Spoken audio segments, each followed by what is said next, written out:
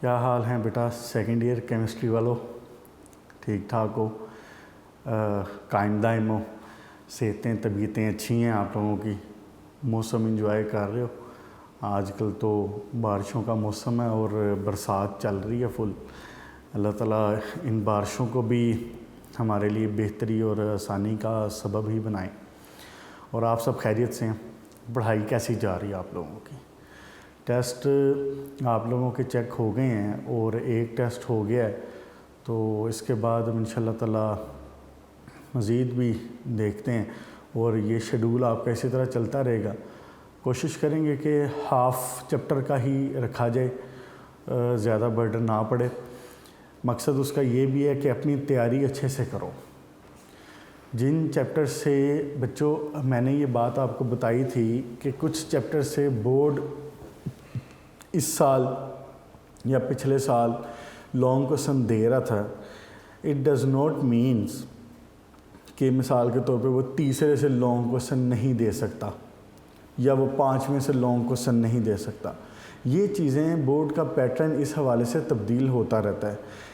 बुनियादी तौर पे इसीलिए यूनिक का जो आपका फ़र्स्ट टर्म का एग्ज़ाम होता है और सेकंड टर्म का भी एग्ज़ाम होता है, यानी कि आपके जो FLPs होते हैं, फुल लेंथ पेपर जो होते हैं आपके यूनिक के, उसमें हम इस चीज़ का ख्याल नहीं रखते कि बोर्ड की जो अनाउंसमेंट है वो क्या है, या बोर्ड ने लॉन्ग क्वेश्चन कहाँ से देना है या शॉर्ट क्वेश्चन कहाँ से देना है। हम इसीलिए आपको हर चैप्टर से लॉन्ग क्वेश्चन देते हैं ताकि बोर्ड जिस मर्ज़ी चैप्टर को उसमें से यानी उसको टारगेट करे लॉन्ग के लिए या शॉर्ट के लिए, आपकी उसमें से तैयारी होनी चाहिए। यह मकसद होता है बेसिकली। तो इसलिए आप भी अभी लॉन्ग और शॉर्ट के चक्कर में ज़्यादा ना पड़ें। वो ठीक है कि आप टॉपिक्स देख लें कि ये टॉपिक लॉन्ग हो सकता है या ये टॉपिक शॉर्ट हो सकता है। इसके बावजूद भी आप इस चक्कर में भी ना पड़ें कि लॉन्ग क्वेश्चन कहाँ से आना है या शॉर्ट कहाँ से आना है। आप अभी थॉरली तैयारी करें। जब आप एक बार बुक को थॉरली कम्प्लीटली देख लेंगे ना, फिर करीब जाके आपको जब अनाउंसमेंट होगी तो फिर चलें आप उसमें यानी काइंड ऑफ सिलेक्टिव हो सकते हैं। बात समझ आ रही? ये तरीका होता है तैयारी करने का। अल्लाह ताला आपके लिए आसानियाँ करे। और हम अब स्टार्ट करते हैं अपना, हमने जो चैप्टर 5 शुरू किया हुआ था और पेज नंबर 82 के पहले टॉपिक तक हमने कर लिया था। हमने लास्ट टाइम क्या बात की थी? हमने लास्ट टाइम ये बात की थी कि why halogens are strong oxidising agents. याद है ना? ऑक्सीडाइजिंग प्रॉपर्टीज़ पढ़ रहे हैं ना हम। पेज नंबर 81 पे जो टॉपिक है ऑक्सीडाइजिंग प्रॉपर्टीज़, तो इसमें मैंने आपको बताया था कि इसके पूरे का लॉन्ग क्वेश्चन आना ज़रा चांस कम है। लेकिन मिसाल के तौर पे अगर वो कह देता है, जैसा कि एक बार मुझे याद पड़ता है शायद 2007 की बात है और गुजरांवाला बोर्ड में उसने ये लॉन्ग क्वेश्चन दिया था। उसने कह दिया था कि जी ऑक्सीडाइजिंग प्रॉपर्टी डिस्कस करें। एक यानी हो सकता है ना, अनयूजुअल थिंग्स ऐसे हो सकता है। तो अगर ऐसा भी सिचुएशन बनती है तो भी परेशान होने की ज़रूरत नहीं है। क्या मसला उसमें? आप ऑक्सीडाइजिंग प्रॉपर्टी जो मैंने आपको 3-4 शॉर्ट क्वेश्चन इसके अंदर से निकाल के बताए हैं, आप समझ लें कि वो लॉन्ग क्वेश्चन है, आप उनको एक्सप्लेन करके लिखना शुरू कर दें। पॉइंट्स तो वही हैं। कोई लॉन्ग क्वेश्चन में या शॉर्ट क्वेश्चन में पॉइंट्स तो तब्दील नहीं होंगे ना बेटा, पॉइंट्स तो वही रहने। आप सिर्फ उनको एक्सप्लेन करना शुरू कर देंगे, एक्सप्लेन करके लिखना शुरू कर देंगे। शॉर्ट क्वेश्चन में उसने खुद टारगेट करना था, उसने कहना था कि जी आप बताएं कि ऑक्सीडाइजिंग प्रॉपर्टीज़ क्या हैं। मिसाल के तौर पे why halogens are oxidising agents, उसने ये बात कहनी थी ना। शॉर्ट क्वेश्चन में उसने ये बात खुद कहनी थी ना। तो अब लॉन्ग क्वेश्चन में आप ये खुद बयान कर दें। लॉन्ग क्वेश्चन में आप ये खुद बयान कर दें कि क्या फैक्टर्स हैं जिनके ऊपर ऑक्सीडाइजिंग प्रॉपर्टीज़ ने डिपेंड करना है।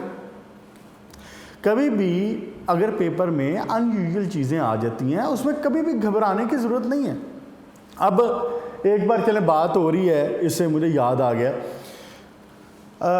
2019 में आपको उसमें क्या नाम है इसका, फर्स्ट ईयर में आपको एक जनाब अली लॉन्ग क्वेश्चन आया।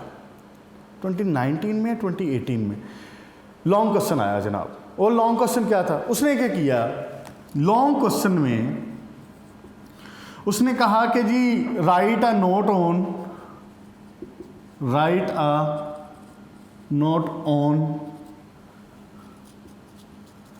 एवोगैड्रोस लॉ, और दूसरा शायद सा हाँ सर मोलर वॉल्यूम।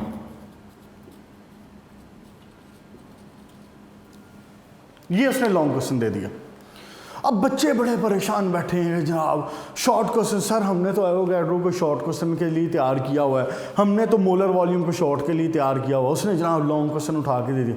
बच्चे बड़े परेशान, बाद में भी आके बच्चे डिस्कस कर रहे हैं। और इवन मुझे यानी नेक्स्ट ईयर के बच्चे जो 2019 के बच्चे थे मेरे पास, वो डिस्कस कर रहे हैं, वो कह रहे हैं सर लास्ट ईयर ये हो गया। तो बेटा इसमें परेशानी वाली क्या बात है? उसने आपको कहा है कि लॉन्ग क्वेश्चन में ये 2 टॉपिक डिस्कस करें, एक तो नहीं कहा उसने। हमने आपको एवोगैड्रोस लॉ किस लिए तैयार करवाया होता है? 2 नंबर के लिए, शॉर्ट क्वेश्चन है, एवोगैड्रो लॉ शॉर्ट क्वेश्चन है। आप ये फर्स्ट ईयर की बात कर रहा हूँ, आपके एग्जाम्पल के लिए बात कर रहा हूँ। एवोगैड्रो लॉ शॉर्ट क्वेश्चन है, आप उसमें उसकी डेफिनेशन बताते हैं, लॉ बताते हैं, मैथमेटिकल एक्सप्रेशन देते हैं और एग्जाम्पल देते हैं, ऐसे ही होता है। ओके, मोलर वॉल्यूम में भी आप इसी तरह शॉर्ट क्वेश्चन तैयार करते हैं। 2 नंबर का शॉर्ट क्वेश्चन एवोगैड्रो का, 2 नंबर का मोलर वॉल्यूम, टोटल कितने हो गए नंबर? 4। तो इसमें क्या मसला है कि आप एवोगैड्रोस लॉ अपनी हेडिंग में बयान कर दें, मोलर वॉल्यूम अपनी हेडिंग में बयान कर दें, उसको थोड़ा सा जितना एक्सप्लेन करके लिख सकते हैं लिख दें, बात खत्म, लॉन्ग क्वेश्चन हो गया। वो परेशानी की बात तब होती और हम इस बात पे तब सोचते, या जो समझदार बच्चे भी थे जिन्होंने इस क्वेश्चन को अच्छे तरीके से अटेम्प्ट किया, वो भी परेशान तब होते, यानी काइंड ऑफ कंसर्न की बात तब होती जब वो सिर्फ आपको एवोगैड्रोस लॉ लॉन्ग क्वेश्चन दे दे। अगर वो सिर्फ कह दे कि जी एवोगैड्रो लॉ का लॉन्ग क्वेश्चन लिखें, अगर वो कह दे कि जी मोलर वॉल्यूम का लॉन्ग क्वेश्चन लिखें, फिर आप कहेंगे कि यार ये क्या हो गया, ये तो शॉर्ट क्वेश्चन लॉन्ग में आ गया। उसने आपको 2 शॉर्ट मिला के दे दिए हैं तो लॉन्ग बना दिया। इससे आपको क्या फ़र्क पड़ता है कि वो शॉर्ट ये वाला अलग शॉर्ट क्वेश्चन में पूछ ले या 2 मिला के लॉन्ग क्वेश्चन बना दे। ये बोर्ड की एक कॉमन टेक्निक है, ऐसा कर देता है, 2 शॉर्ट क्वेश्चंस को उठा के लॉन्ग क्वेश्चन बना देता है। ऐसा सेकंड ईयर में भी पॉसिबल है और ऐसा बड़ा कॉमन हो सकता है। मैंने आपको एक बार पहले भी कही हुई ये बात कि सिंपली वो कह सकते हैं कि जी कंप्लीट एंड बैलेंस। आपको 4 इक्वेशंस दे दे, 1 2 3 4, आपको 4 इक्वेशंस दे दे और लॉन्ग क्वेश्चन में आपको कह दे चलें जी लॉन्ग क्वेश्चन हो गए। इसमें क्या मसला हो सकता है? 4 इक्वेशंस आप उसको कंप्लीट करेंगे, बैलेंस करेंगे, आधे नंबर का कंप्लीट, आधे नंबर का बैलेंस, 4 ये 8, उसके 4 नंबर पूरे हो गए। क्लियर? इसलिए be ready for the unexpected also. वहाँ पे बैठ के परेशान होने की ज़रूरत नहीं है कि ये क्या हो गया, होता कुछ भी नहीं है। चीज़ें बाहर से नहीं आती हैं, चीज़ें एक सिर्फ ये काइंड ऑफ वो प्ले कर सकता है कि आपको यूजुअली जो एक रूटीन चल रही है, एक जो नॉर्मल रूटीन चल रही है, उससे हट के दे दे बात। ऐसा तो नहीं कर सकता कि वो केमिस्ट्री के एफएससी के लेवल में क्वेश्चन कर ले वो आपका बीएस लेवल का, ऐसा तो नहीं मुमकिन है। या केमिस्ट्री के पेपर में आपको फिजिक्स का क्वेश्चन उठा के दे, ऐसा तो नहीं मुमकिन है ना, ये नहीं होगा कभी आप। लेकिन होगा बुक से ही, लेकिन क्या करेगा कि यूजुअल से हट के थोड़ा सा बात कर लेता है। तो जो समझदार बच्चे होते हैं और जो अपने हवास बरकरार रखते हैं, उनका फिर ये तरीका होता है कि वो हैंडल कर लेते हैं चीज़ों को। इसलिए कोशिश करें आप सारे भी इसी लेवल पे आएँ, पैनिक होने की, परेशान होने की ज़रूरत नहीं होती। शॉर्ट क्वेश्चन मिला के लॉन्ग क्वेश्चन बनाए जा सकते हैं। तो बात ये हो रही थी कि इसके इंपॉर्टेंट ज़्यादा शॉर्ट क्वेश्चन ही है, इसके अंदर से 3-4 शॉर्ट क्वेश्चन निकल आते हैं, तो पूछ लेता है शॉर्ट क्वेश्चन, लेकिन हो सकता है वो उठा के लॉन्ग क्वेश्चन दे दे। तो इसलिए आप अभी अपने आप को सिलेक्टिव ना करें, अभी मुकम्मल तैयारी करें, मुकम्मल तैयारी करें, इंशाल्लाह ताला करीब जाके फिर हम उसको सिलेक्टिवली देख सकते हैं। ओके जी जनाब अली, लास्ट टाइम और क्या बात हुई थी? फैक्टर डिपेंड करते हैं क्या? Energy of dissociation, electron affinity, hydration energy, heat of vaporisation, bromine और आयोडीन के लिए। और क्या बात हुई थी? एक और शॉर्ट क्वेश्चन मैंने आपको बताया था कि क्यों फ्लोरीन जो है इसके ऑक्सीडाइजिंग पावर सबसे ज़्यादा है। तो इसका जवाब भी मैंने आपको मेंशन करवा दिया था कि इसकी एनर्जी ऑफ डिसोसिएशन लो है, इसकी हाइड्रेशन एनर्जी ज़्यादा है, इसलिए fluorine is the strongest oxidising agent. Clear होगी बात? मैंने आपको मार्क करवा दिया था पेज नंबर 82 में, सेकंड पैराग्राफ में, जो इसकी शुरू की 1-2 लाइन्स हैं। ओके जी, बस यहाँ तक ये बात होगी। अब आ जाएं नेक्स्ट एक दो शॉर्ट क्वेश्चंस के ऊपर जो इसके अंदर से राइज होते हैं, जल्दी से उनके ऊपर भी बात कर लेते हैं, छोटी छोटी सी बातें। अब देखो इसके अंदर टॉपिक के अंदर बात एक ही है, लेकिन उस बात को पूछने के अंदाज मुख्तलिफ है। इस टॉपिक के अंदर नई बात तो मैंने आपको कोई भी नहीं बताई, बात एक ही चल रही है, ऑक्सीडाइजिंग प्रॉपर्टीज़ की, ऑक्सीडाइजिंग प्रॉपर्टीज़ की बात चल रही, लेकिन सिर्फ पूछने का अंदाज मुख्तलिफ है, तरीके मुख्तलिफ हैं। किसकी वजह से 3-4 क्वेश्चंस बन रहे हैं। अच्छा जी, क्या कहने लगा था मैं? हाँ जी, अब एक बड़ी मज़े की बात है, वो ये अभी हमने बात की है कि फ्लोरीन जो है वो स्ट्रॉन्गेस्ट ऑक्सीडाइजिंग एजेंट है। इसका मतलब है कि oxidising property top to bottom decrease हो रही है। फ्लोरीन सबसे ज़्यादा ऑक्सीडेटिव है, फ्लोरीन सबसे ज़्यादा ऑक्सीडाइजिंग प्रॉपर्टी रखता है, स्ट्रॉन्गेस्ट ऑक्सीडाइजिंग एजेंट है, उसके बाद क्लोरीन है, उसके बाद ब्रोमीन है, उसके बाद आयोडीन है। ठीक हो गया। अब इंटरेस्टिंग बात ये है कि ये एलिमेंट एक दूसरे को भी ऑक्सीडाइज कर सकते हैं, ये एलिमेंट एक दूसरे को भी ऑक्सीडाइज कर सकते हैं।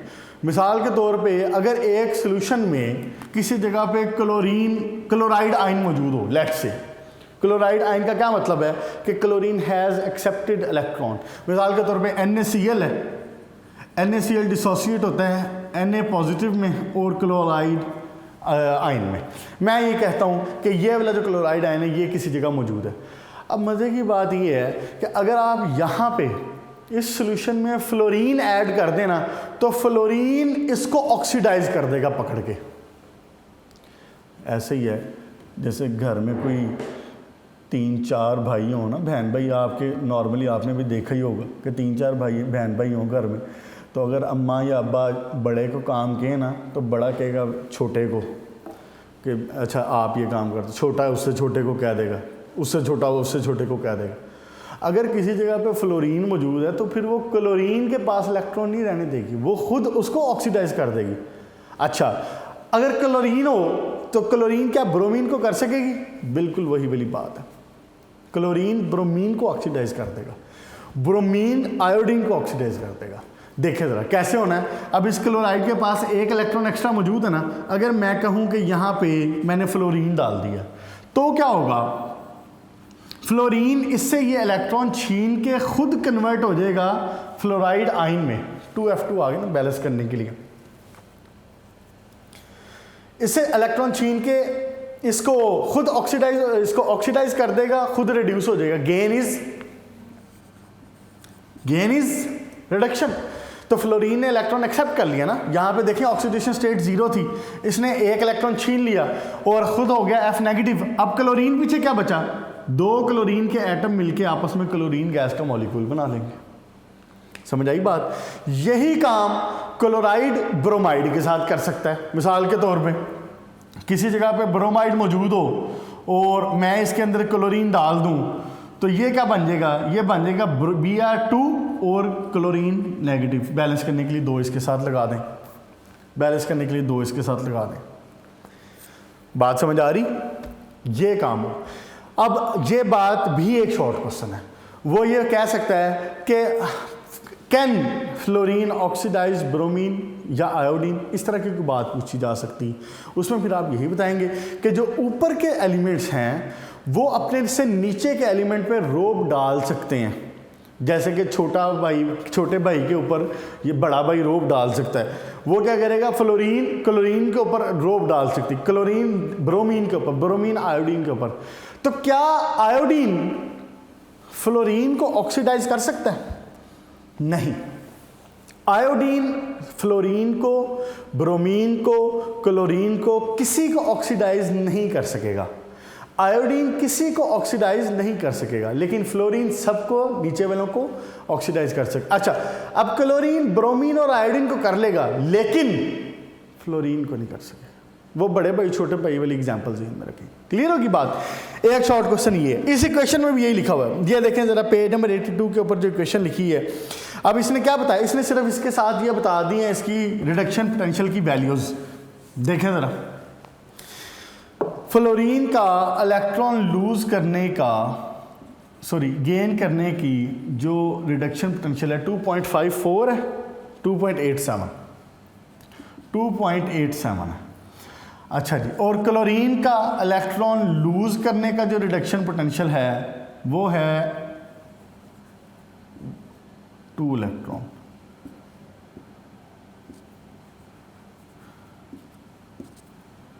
वो है 1.36। अब 1.36 के साथ मैंने नेगेटिव लगा दिया, क्यों? क्योंकि इसने इलेक्ट्रॉन लूज किए हैं, इसका ऑक्सीडेशन हुई है ना, इलेक्ट्रॉन लूज किए हैं। ओके, जब इसको हम बैलेंस निकालते हैं ना तो हमें पता चलता है कि इसका जो रिडक्शन पोटेंशियल है ये आया 1.56, और इनको आप कंबाइन कर लें इन इक्वेशंस को, तो यहाँ पे बन जाएगी बात क्लोरीन और F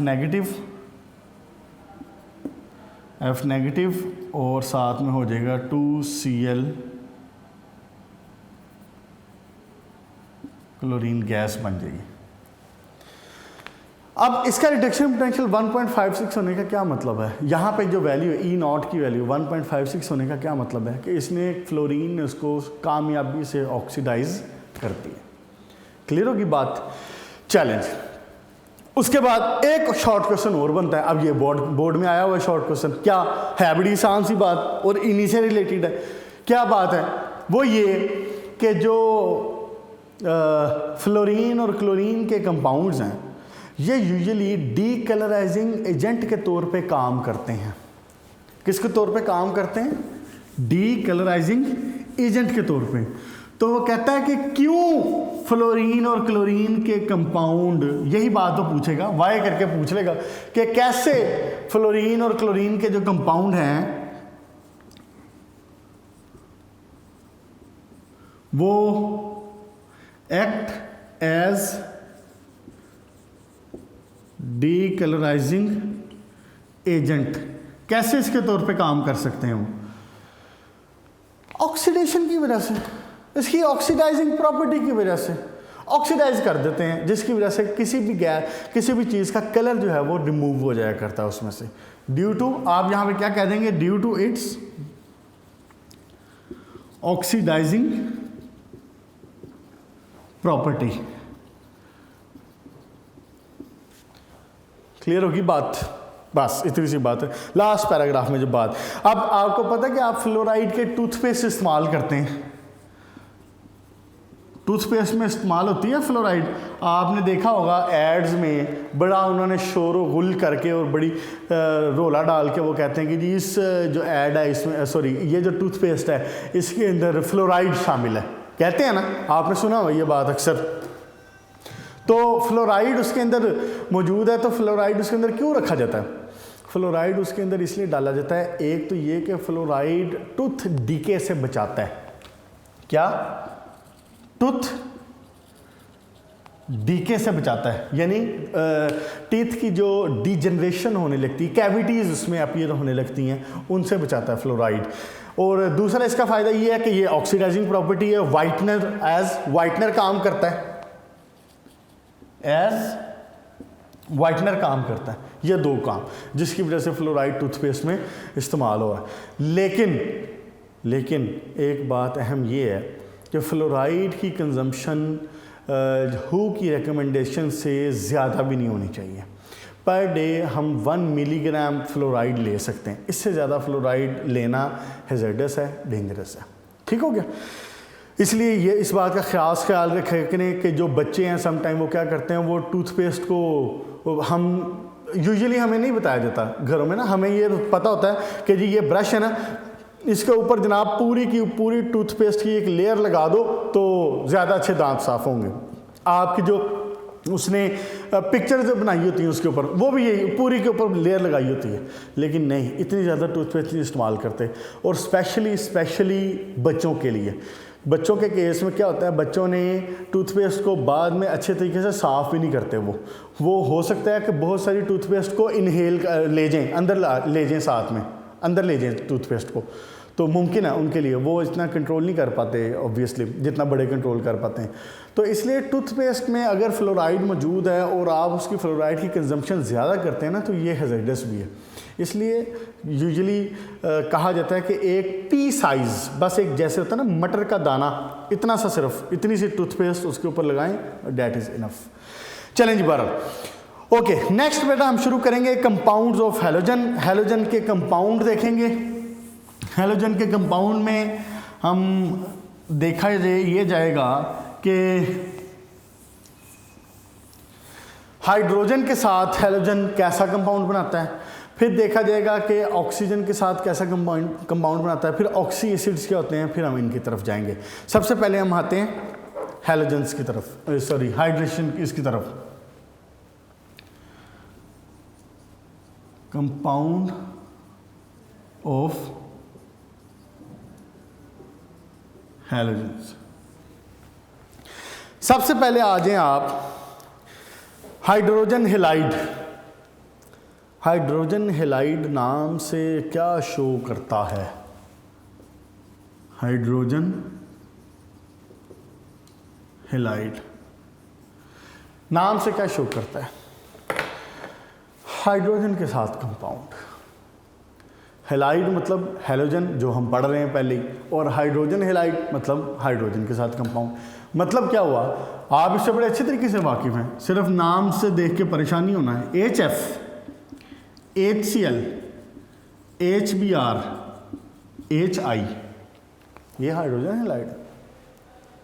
हाइड्रोजन के कंपाउंड है ना हैलोजन्स के साथ, तो हाइड्रोजन हैलाइड है। Hydrofluoric acid, hydrochloric acid, hydrobromic acid, hydroiodic acid. Clear होगी बात? इतनी सी बात है, ये इसमें देखना। जनरल सी बातें यूजुअली ये भी शॉर्ट क्वेश्चन के तौर पे ही ज़्यादा अहम होता है। अच्छा जी, हैं इसमें क्या कहता है कि जब आप हाइड्रोजन को हैलोजन्स के साथ रिएक्शन करवाते हैं तो एक तो ये तरीका हो सकता है कि आप इनको डायरेक्टली रिएक्शन करवा दें। एक क्या तरीका हो सकता है कि हम इसका डायरेक्ट रिएक्शन करवा दें हाइड्रोजन के साथ। मिसाल के तौर पे हाइड्रोजन है, साथ में F2 है, डायरेक्ट रिएक्शन, हाइड्रोजन का रिएक्शन फ्लोरीन के साथ, और इसको बना देना चाहिए HF, और ये बना भी देता है। लेकिन मसला ये है कि ये रिएक्शन इंतहाई एक्सप्लोसिव होता है, बड़ा फास्ट रिएक्शन होता है, फास्ट एंड एक्सप्लोसिव। इस वजह से ये प्रोडक्ट ऐसे नहीं बनाई जाती। HF को नॉर्मली ऐसा नहीं बनाया जाता। ये मैं बताता हूँ अभी कैसा बनाया जाता है। पहले एक जनरल सी बात कर लेते हैं। अच्छा, एक तो तरीका ये हो सकता है, जो HCl का जो रिएक्शन है ना, ये बड़ी अच्छी बात है, ये हो जाता है, लेकिन ये किसकी प्रेजेंस में होता है? ये सनलाइट की प्रेजेंस में होता है। HCl को ऐसे बनाया जा सकता है, हाइड्रोजन और क्लोरीन के डायरेक्ट कॉम्बिनेशन से इसको बनाया जा सकता है। बड़े अच्छा तरीका रिएक्शन है, ये रिएक्शन कंट्रोलेबल भी है, कोई मसला नहीं है। सनलाइट आप सिर्फ प्रोवाइड करें और ये रिएक्शन हो जाएगा, ठीक। उसके बाद जो HBr और HI है ना, इनको हम बनाते हैं हाई टेम्परेचर दे के।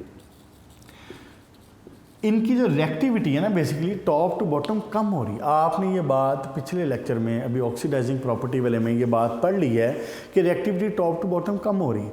फ्लोरीन के जो फ्लोरीन है इसकी रिएक्टिविटी सबसे ज़्यादा है और आयोडीन की रिएक्टिविटी सबसे कम है।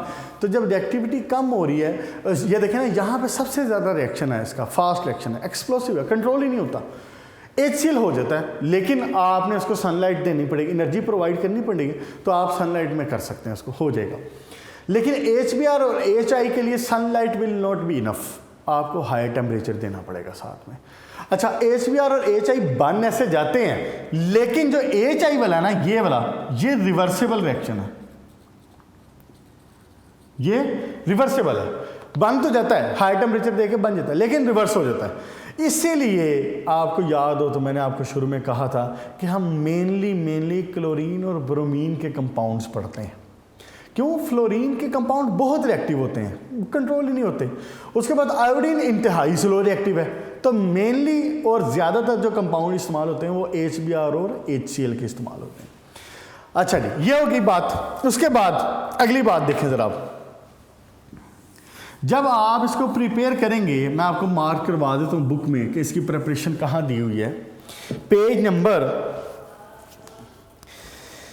जनाबे अली, पेज नंबर 83 के ऊपर वाली 2 इक्वेशन जो हैं ये इसकी प्रिपरेशन में आ जाएंगी, और पेज नंबर 82 की लास्ट वाली एक आधी लाइन ये इसकी डिस्क्रिप्शन में आ जाएगी।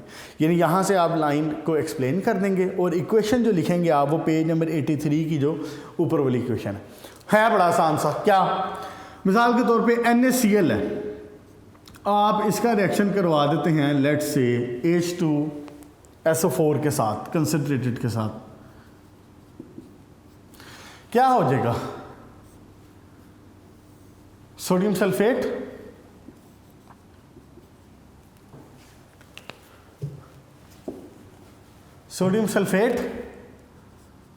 और साथ में क्या बन जाएगा?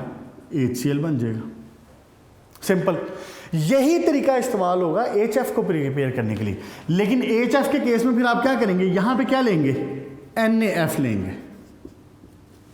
बुक में उसने ये वाली क्वेश्चन नहीं दी, लेकिन उसने साथ में लिख दिया है कि तरीका दोनों का सेम है। H2SO4 और साथ में यहाँ पे क्या बन जाएगा? सोडियम सल्फेट और साथ में HF।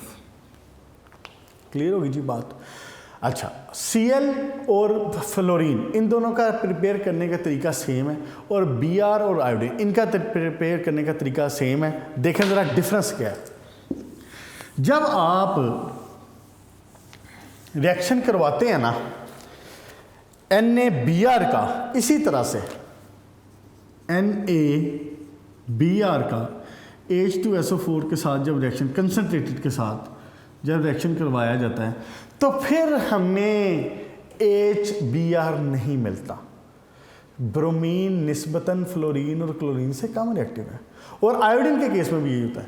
हमें इसमें HI और HBr नहीं मिलेगा। मैं ये बताना चाह रहा हूँ दोनों इक्वेशंस को।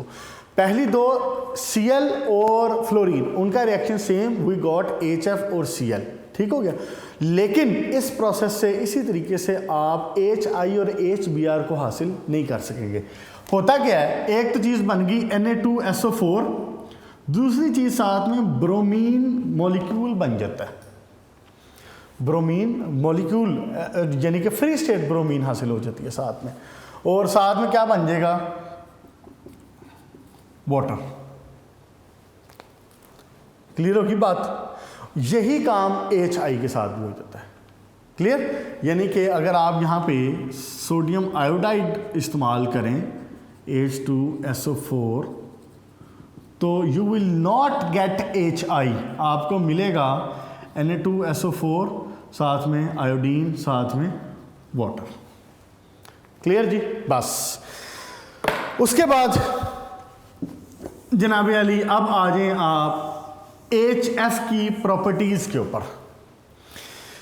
बेसिकली मामला इसमें यह है कि लैब्स में भी आपने देखा है कि हम मोस्टली HCl एसिड यूज़ कर रहे होते हैं। HF एसिड को बहुत कम इस्तेमाल किया जा रहा होता है। आपने देखा होगा, HF नहीं आपने सुना होगा, देखा होगा, क्योंकि HF जो है इसके अंदर मौजूद होती है hydrogen bonding. HF is a weak acid. HF is a weak acid. इसके केस में इन चारों में जो स्ट्रॉन्गेस्ट एसिड है ना वो HI है। वो कौन सा है? Strongest acid HI। क्लियर होगी बात? HF वीक एसिड है। इसकी रीजन मुझे आप बता दें कि क्यों HF वीक एसिड होगा।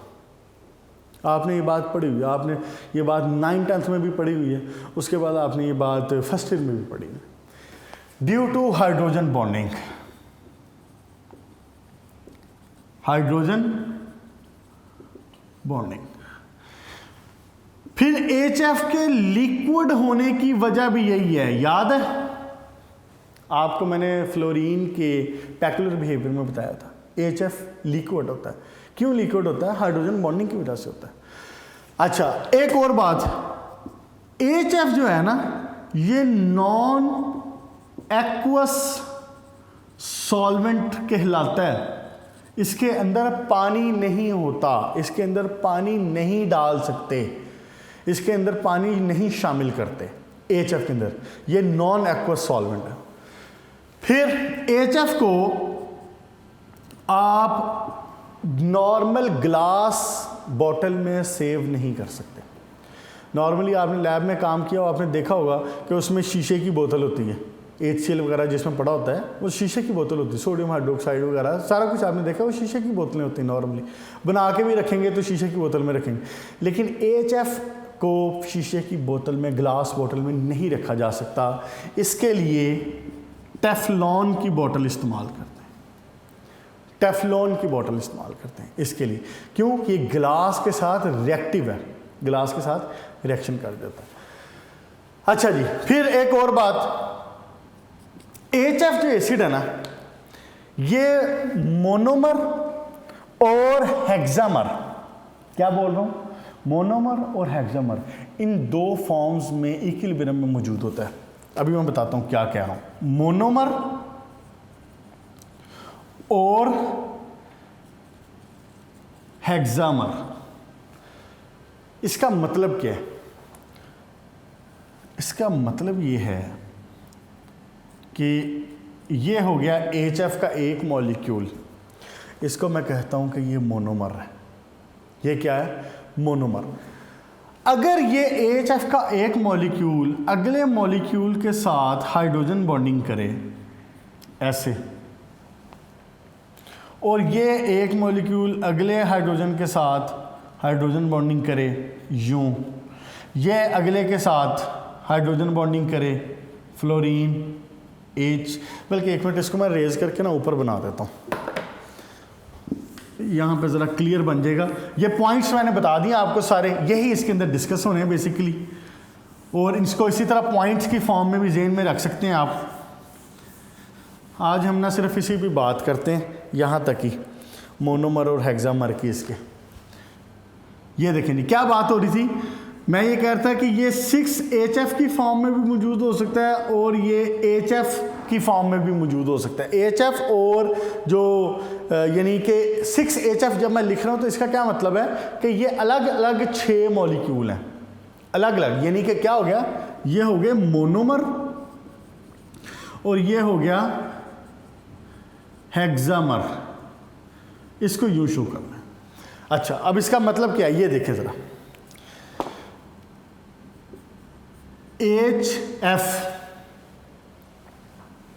उसके बाद ब्लू से मैं शो कर रहा हूं hydrogen bonding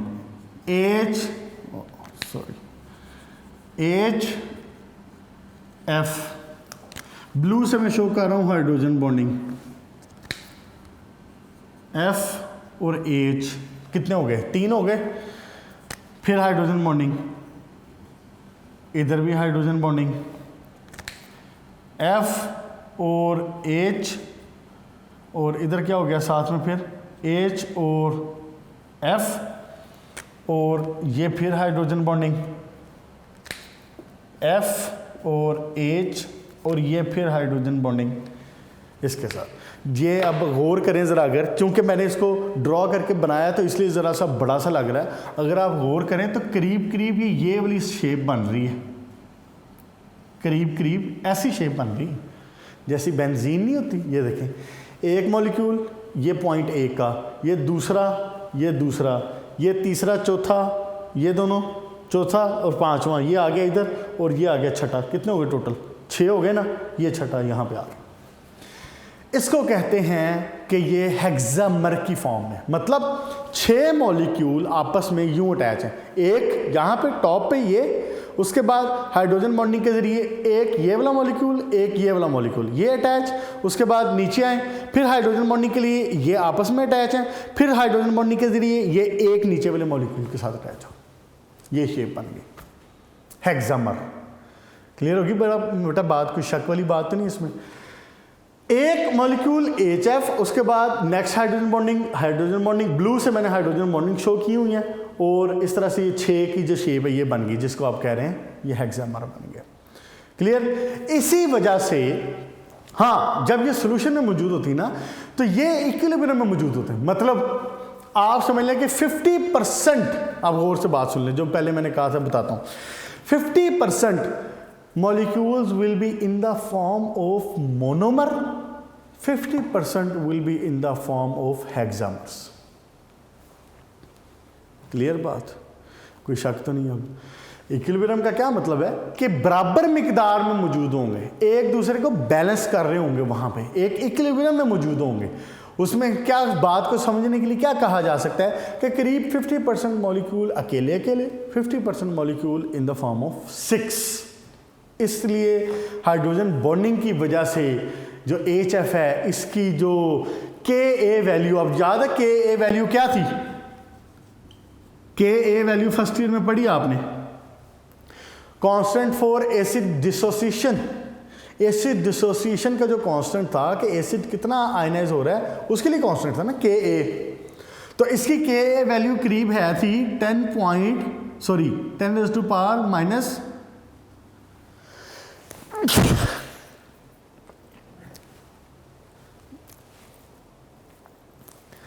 10 raised to power -4।